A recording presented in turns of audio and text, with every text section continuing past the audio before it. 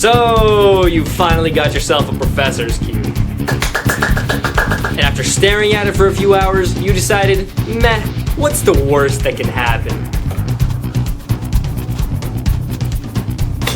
After trying to solve it for another hour, you decided you were screwed. You've tried twisting it, turning it, kicking it, punching it, jumping on it. You've even tried blowing it up. After that didn't work, you decided looking for a Thesergsb tutorial, and then asking for one, and then asking again, and again, and again, and again. Oh, I'm sorry. Luckily, you don't need to look further because this is the video for you. I finally got my stuff together, and now this is the quickest tutorial on the web for solving the 5x5 professor's cube. So what are you waiting for? Grab your cube and let's roll the new intro sequence.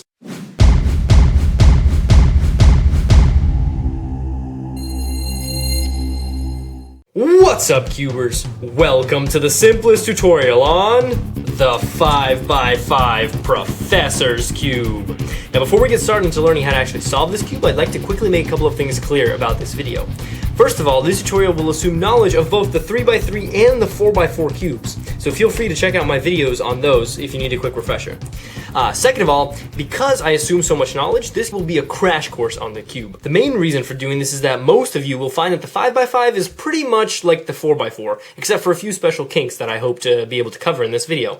So I'll be making a lot of cuts and skipping a lot of the redundant stuff, such as building the centers and building the edges, and I'll also be using this faster ShengShou 5x5 cube, which is a little bit faster than the Rubik's brand cube, which as you can see is pretty clunky and difficult to turn. So if you have a Rubik's brand cube, which is fairly likely, be ready to actually pause this video if necessary, or slow it down if you're using a Chrome browser and can actually change the speed of the video. So if you're not actually looking for such a fast crash course tutorial, or you're looking for more details on any one of the steps that I'll be covering, feel free to click that question mark button right there at any time to see a more detailed explanation of the step that I'm currently showing. In fact, if you click on it now, it'll actually take you to the entire playlist of those special help videos, which in and of themselves are pretty much like an hour-long tutorial on the 5x5 cube. So if you're looking for just a couple of quick tips and pointers to get you started with figuring out your 5x5, if you already know the 4x4, then this is the video for you. Otherwise, feel free to click that question mark button at any time, including now, if you'd like a more detailed explanation on any of the steps. One final note is that I do like to put up annotations and links all around my video to sort of help users navigate to different parts of the video or to other videos that might be of help to them, such as that question mark button right there. So if you're viewing this on a mobile device or you have annotations disabled, please either enable them or take a look in the description where I'll be putting in all of the useful links that I will be throwing around all over the video. Alright, and now, without further ado, let's get right into solving the 5x5 Professor's Cube. So, before we start learning how to solve the cube, we should learn the basics, how the cube is structured and how it's different from cubes like the 3x3 and the 4x4. So, if you already know how to solve the 3x3 and the 4x4, you pretty much know that essentially these cubes are the same, except for a couple of little caveats where we have to build these edge pieces and these center pieces before we can actually solve this cube like a 3x3. In that respect, the 5x5 is actually quite similar. It's still got the 6 faces, it's still got the 6 centers, the 12 edges, and the 8 corner pieces. Kind of like the 4x4, it's still got individual corner pieces on every single corner, but unlike the 4x4, its edges are actually composed of 3 pieces instead of 2 like we see on the 4x4, and the centers are actually this 3x3 9 square block instead of the 2x2 4 square block that we see on the 4x4 cube.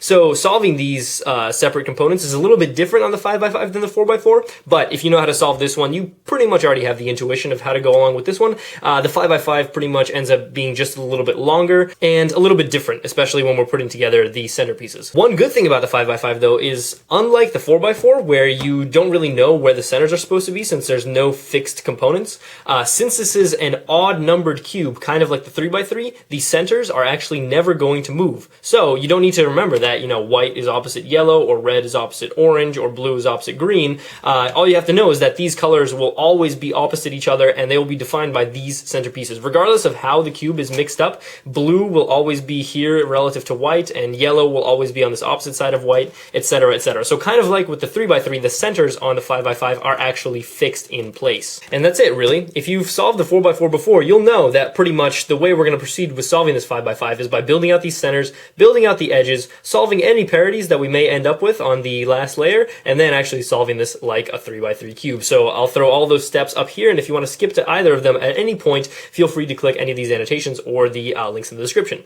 So now, without further ado, let's mix up this cube and get right into solving the centers. Alright, I've given my cube a nice little shuffle, and it probably looks like the multicolored mess that you have in front of you right now. As I said before, we're going to begin with building the centers, and if you remember how we approached the 4x4 cube, we're going to begin with building the white center, which you can pick whichever color you like, but I always like to begin on white. So I'm going to begin with the white center, then build the yellow center, then build one of these middle centers, and then build its counterpart, and then finalize with completing these final two centers. If you'd like to skip to any of those parts, feel free to click these links here on the right. But for now, we're going to begin with building the white center. So if you remember on the 4x4 cube, the way we built out the centers is we actually created these 2x1 lines, and we connected them into squares that we could then place all over the cube. Here on the 5x5, these squares are a little bit bigger, and building lines actually won't work, as I'll show you later on. And the better way to actually approach this is to build these 2x1 lines here, and then build an underline, a 3x1 down here, to actually finalize this entire block on every single side. So let me show you what that looks like on the white and the yellow, and then I'll let you figure it out for yourself for these other two centers before coming back to the final two centers, which are a little bit more difficult. So in order to do the white center, the way we're going to do it is we're going to find these small little white pieces and try and connect them into 2x1 lines, and connect all three of those 2x1 lines into this 2x3 block. Okay, so as you can see, we've already got a 2x1 line here, so let's build a 2x1 line to go right here. We'll need a corner and an edge. As you can see, I look at this as pretty much a 3x3 cube face, so we've got the center, the edges, and the corners. So in order to build this little line here, we're going to want a corner and an edge. So we have a corner piece here. Now we just need an edge, so we can use this edge, or perhaps this edge, or whatever. Let's for now use this edge, since it's already really nicely positioned. So what we want to do is we just want to connect this corner with this edge piece. And the way we do that is kind of like on the 4x4, we align them so that they are right above each other, like so. So that when we actually twist these two layers together, they're actually going to come together. So say this edge was up here, and we were to try and bring this over.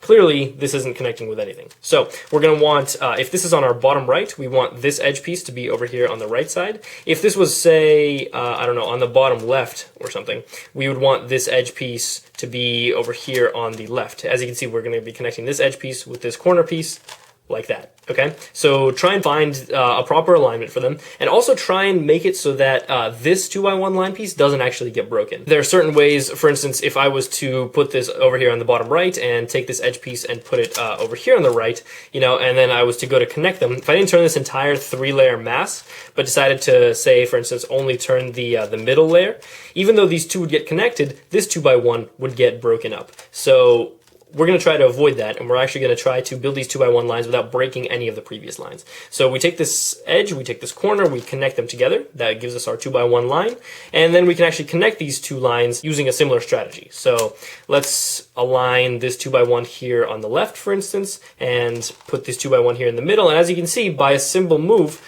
I can actually make this little 2x2 square here. Okay, so let's now build this other 2x1 line. We have a corner over here, and we have an edge right here. So again, this is on the bottom right, so let's put this edge on the right. Okay, and then let's go and connect them, and make sure that when we are connecting them, we're not breaking our other 2x2 block that we've already created, which we're not in this case. We connect these together, and now we want to throw it up here to make this 2x3 sort of block thing. So let's turn this face so that this is here on the left, this 2x1 line is here on the left, and this 2x2 square is over here on the right. So as you can see, one simple move, and we've got our 2x3 block. Keep in mind that we are completely ignoring this rim right here. I know these little white squares might get a little bit distracting, but don't worry about them at all.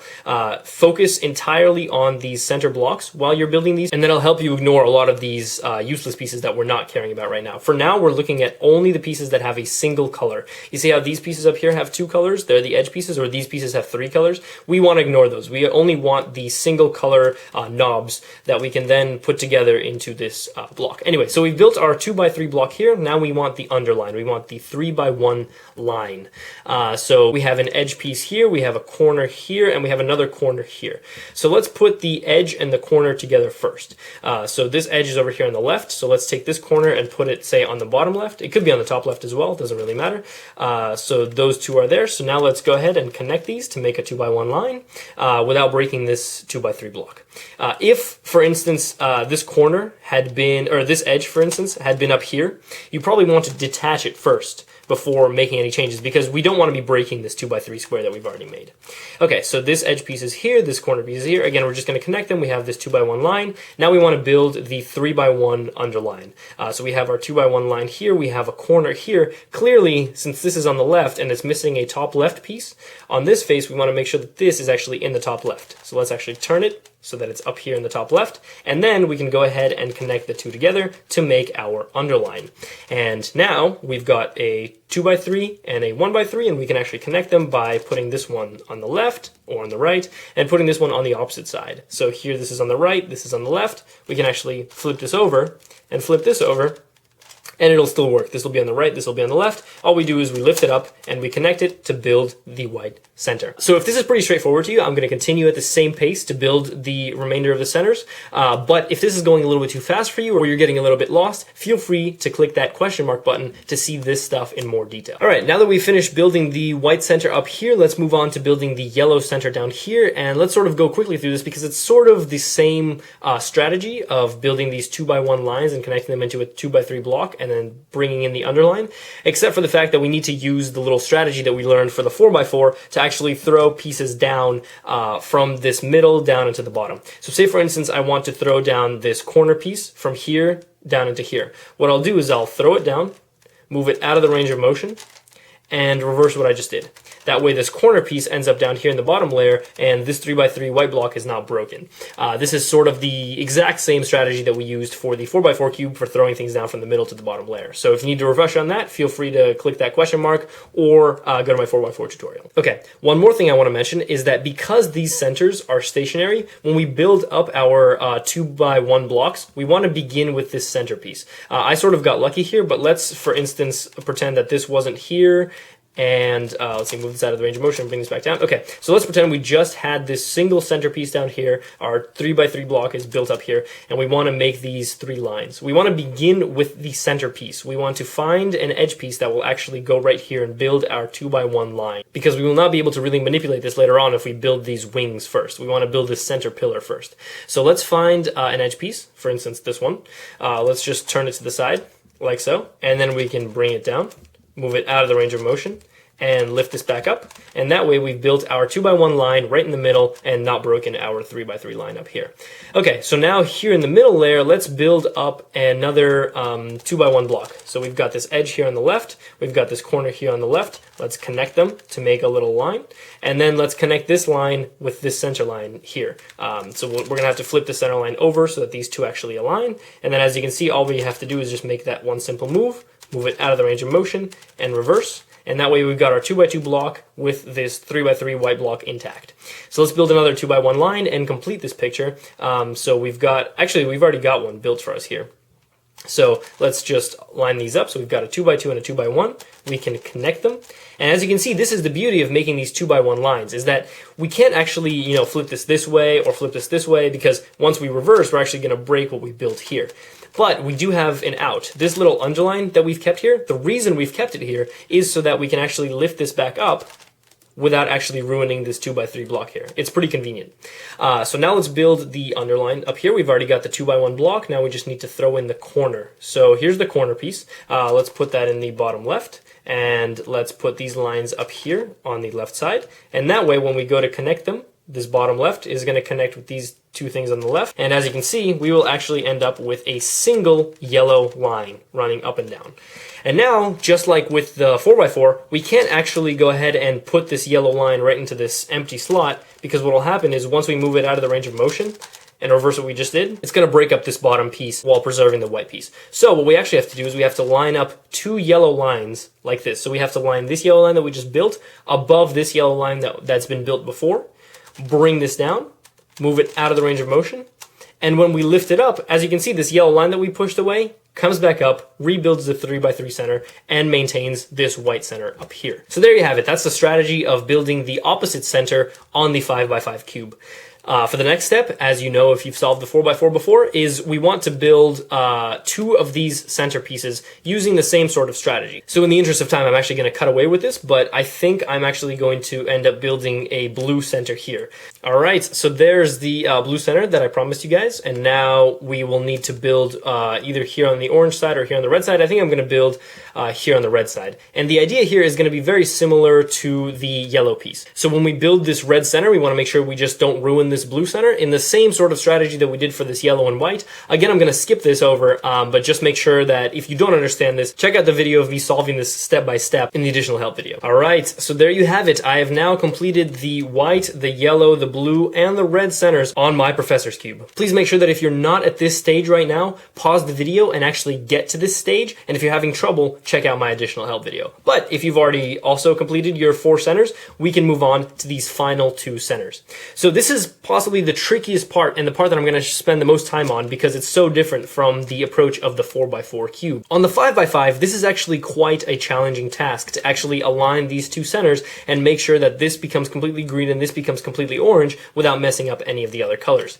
However, there's a little trick that I'll show you that is extremely easy to remember, and all it requires you to do is have this completely orange except for one corner that'll be green, and this completely green except for one corner that'll be orange. And surprisingly, this is actually a pretty easy state to get your cube into. So in my case, the way I'm going to approach it is I see that I have a center line here and these 2 lines here. So let me just connect those in really quickly. So as you can see, I can take this right line and pull it up to connect these guys together and then move it out of the way and then bring it back. That way I preserve the rest of my colors. And now I see that I have a green line here and I have this sort of orange and green line here that I want to throw in. So let me do the switch trick. I want to switch this line here with this line here. And the way we do it, as you've seen before, is instead of lining them up on top of each other, which is not going to work, we actually want to line them up opposite to each other. So if the 2 lines that you want to switch are opposite to each other, then you can simply bring this line down, flip the cube over, and lift it up. And as you can see, I've gone to the very simple position of just having one corner here and one corner here. This is actually surprisingly simple. It's going to be different on every single cube, but just sort of play around with it a little bit, and the more you practice, the more intuitive it'll become. There really isn't much more I can show you, but if you'd like some more examples of what to do in certain cases, or if your situation doesn't seem to lend itself to sort of this combination, feel free, as always, to check out the additional help video. Right, so let's actually finish up these centers. The way we do it is we connect these 2 colors, these 2 little corners that are off, into this top right corner. So you want to put this orange piece here in the top right, and you want to put this green here in the top right. So I guess on this face it'll be in the top right, on this face it'll be in the bottom right, but in the end it'll be up here and they'll be sort of touching over this little chasm here. Okay, so what you do from here is a couple of extremely simple moves. First, you want to lift this up, then you want to turn the top once, and then bring this down once. And as you can see, what this has done is actually built the perfect combination for the 2 centers, because now we have a line here and a line here that we can just swap and finalize the cube. So, as I've told you before, you want to make sure that these 2 lines are on opposite sides if you actually want to swap them, and then you bring one of the lines down, flip the face over, and lift this up. And as you can see, we have successfully finished building the centers of the 5x5 Professor's Cube. Alright, now that we've finished building the centerpieces, let's get right into building the edges of the 5x5 Professor's Cube. For the first part of this edge building component, I'm going to be showing you how to build an edge in general, which is very similar to building edges on the 4x4. And for the second part, I will be showing you how to solve the parities that arise when building edges on a 5x5 cube. This is something unique to the 5x5 cube and something that the 4x4 did not have, so it'll possibly be the most important component of this entire video. Anyway, let's hop into building one of these edges. So let's begin, as always, with an edge that has a white piece on it. We want to build all of the white edges first, then we want to build all of the non-yellow edges, and then we want to get it so that only 3 of the yellow edges are broken. That's sort of going to be the strategy here. So let's begin with a single white edge. I'm going to begin with this white-green because it's right here. So let's find its counterpart. We have a white-green piece here and a white-green piece here, and wow, okay, what a coincidence. All right, so let's put these guys together. So what we want to do is we want to first notice that this edge is constructed of a center pillar and then 2 wing pieces. So we want to always put the center piece with a wing piece first, and then we want to throw in the 3rd wing piece. If you build the 2 wing pieces and then shoehorn in the center, it's kind of more difficult to wrap your mind around, and it's not at all as intuitive. Okay, so the same way as we do in the 4x4 cube, we want to get this piece and this piece on the same exact face, opposite and flipped to each other. So for instance, in this case, they're already on the same face, but they're not on opposite sides to each other. So in order to get them on opposite sides, I can move this away, turn this once, and bring this back up, and now they are on opposite sides. Now we want them to be flipped. So see how these 2 white pieces are both facing us? We want this white piece to be up and this white piece to be towards us. So we don't want 2 white pieces on the top face here. So let's move this away, move this over, and lift this up, and actually get them opposite and flipped to each other. If you'd like a more detailed explanation on how to actually get them to be opposite and flipped, again, check out the additional help video. All right, so now we do the relatively simple step of connecting these 2 together, of moving them out of the way. I prefer moving it away to the right. You can actually move this piece away to the left. It doesn't really matter. Well, it will later on, but not for now. So we can move it away to the right, and then replace it with any of the garbage pieces here. So here's our 2x1 piece. We can either replace it with this garbage, we can replace it with this garbage, or this garbage. But we obviously can't replace it with this, because if we go to reverse the steps that we did, we're actually going to break this edge piece. So after connecting the edge piece, you want to move it away to the side, replace it with a garbage piece, like so, lift this back up, and reconnect the centers. All right, so as you can see, we've broken this garbage piece, but we didn't really care about it, and our 2x1 is still connected. So now we want to connect this 2x1 with this little wing piece. So they're already in the same face, and they're already even flipped relative to each other. So let's just put them on opposite sides of the face. We can move this out of the way, turn the top, and lift this up. And as you can see, now they are opposite and flipped. This white piece is facing towards me, and this white piece is facing away from me. So this green and this white are both on the top face. All right, so now we want to actually go ahead and connect these 2 together. So we simply bring this down, move it over to the side, replace it with some sort of garbage, like so, and lift this up.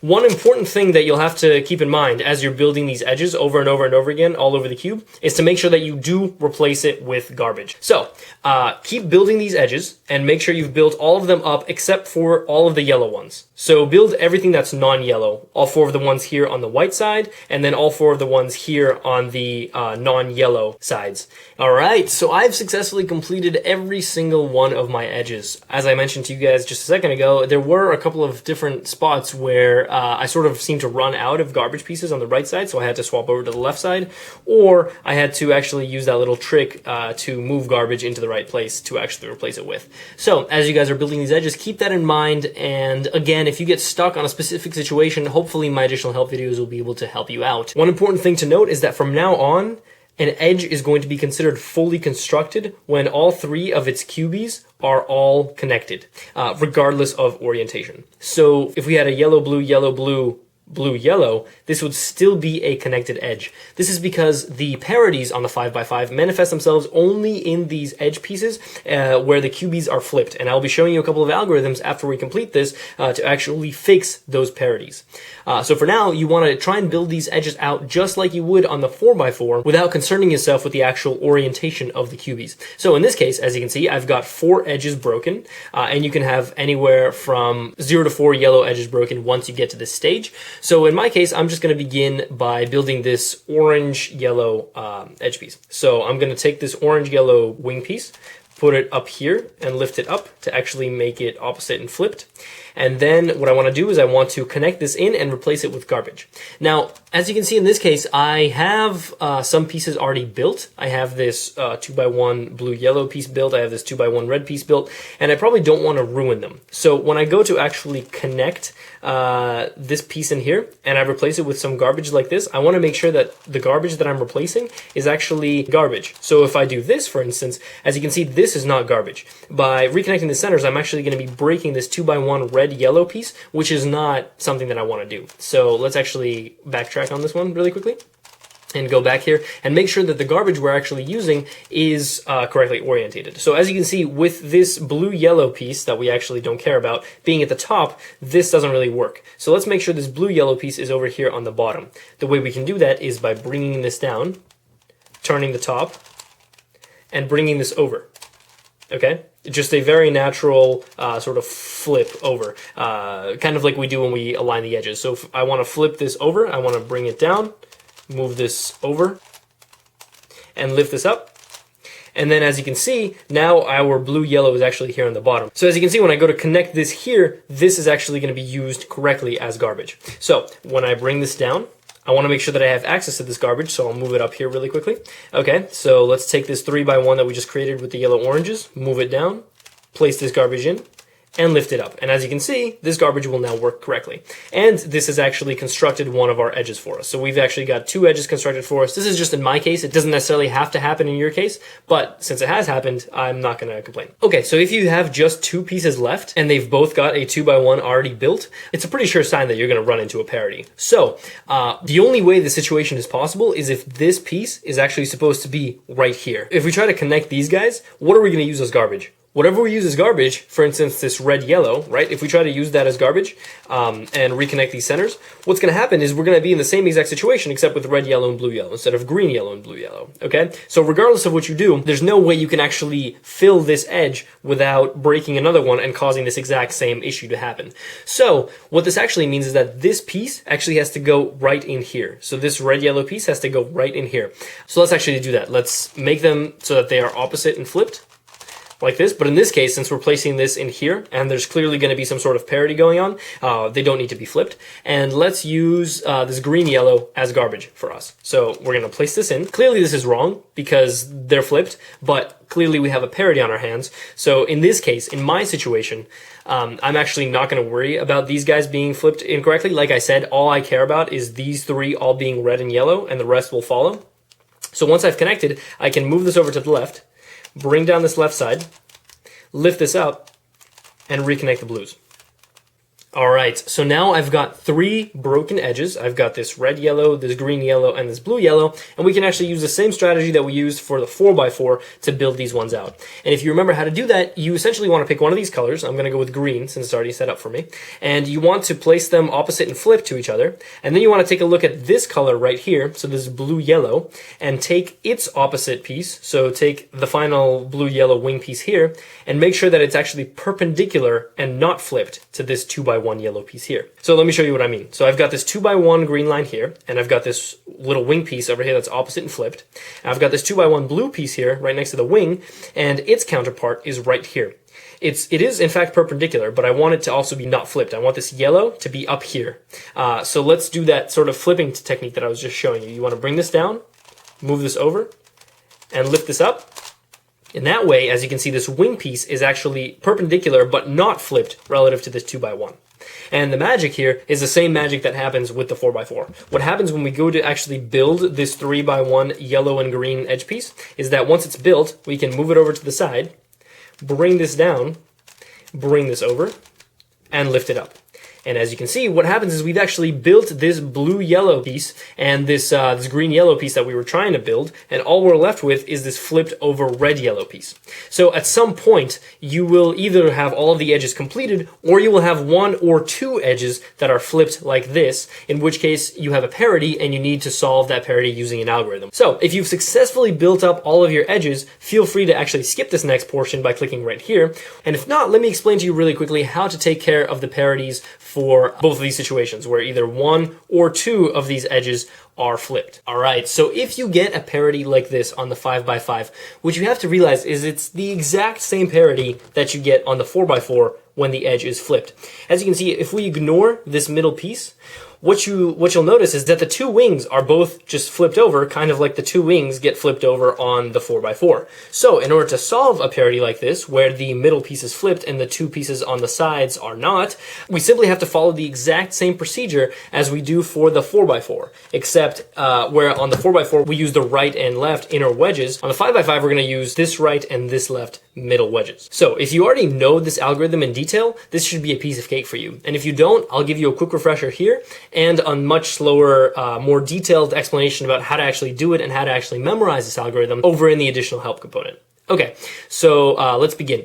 If you remember, the way this algorithm works is we do something on the right, we do something on the left, then we do something on the right again, twice, and then we finalize the algorithm. And remember that each right move is going to be associated with a double turn of the top, and each left move is going to be associated with a double turn of the front. So what we're going to do is we're going to begin on the right side, bring down the right, and turn the top twice.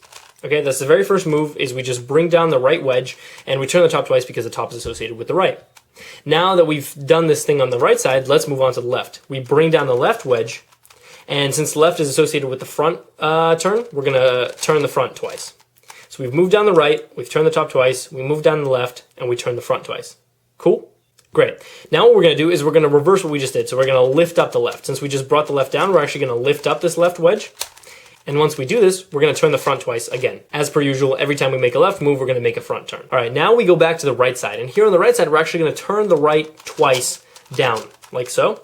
Okay, and every single right move is associated with a top move, so let's turn the top twice. Okay, so now that we've brought the right down twice, we're going to want to lift the right back up. So let's lift the right up once. And since every right movement is associated with a double turn of the top, let's turn the top twice. Okay, and now that we've brought the right up, we're going to want to bring it down again, one final time. So let's bring the right down and turn the top twice. 1, 2.